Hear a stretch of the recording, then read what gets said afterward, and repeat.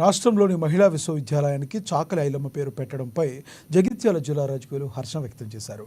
MLA doctor Sanjay Kumar సమక్షంలో రజకులు కలిసి ఐలమ్మ విగ్రహం ముందు సీఎం రేవంత్ రెడ్డి చిత్రపటానికి పాలాభిషేకం చేశారు. అంతకుముందు MLA Sanjay Jagtial municipal chairperson Jyothi Ailamma విగ్రహానికి పూలమాలలు వేసి ఘన నివాళులర్పించారు. పెత్తందారు వ్యవస్థ నిర్మూలించడానికి చాకలి ఐలమ్మ చేసిన పోరాటాన్ని సంజయ్ వివరించారు. తెలంగాణ రాష్ట్ర సాధన కోసం ఆమె చేసిన పోరాటాన్ని కొనియాడారు. మరి చాకలి ఐలమ్మ గురించి తెలియని వారు స్వతంత్రం రాకముందు నుంచి కూడా ఒక వీర నారిగా పేరుగాంచింది.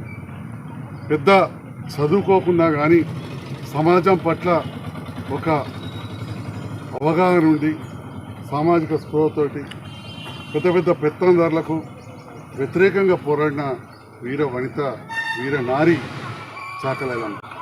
ఈరోజు మహిళలు బాగా చదువుకోవాలనే ఆలోచనతో ఈ ప్రభుత్వం మహిళా యూనివర్సిటీకి ప్రత్యేకంగా చాకలి ఐలమ్మ పేరు పెట్టడం హర్షణీయం. గౌరవనీయులు ముఖ్యమంత్రి రేవంత్ రెడ్డి గారికి ఈ సందర్భంలో జగిత్యాల నియోజకవర్గ ప్రజలందరి పక్షాన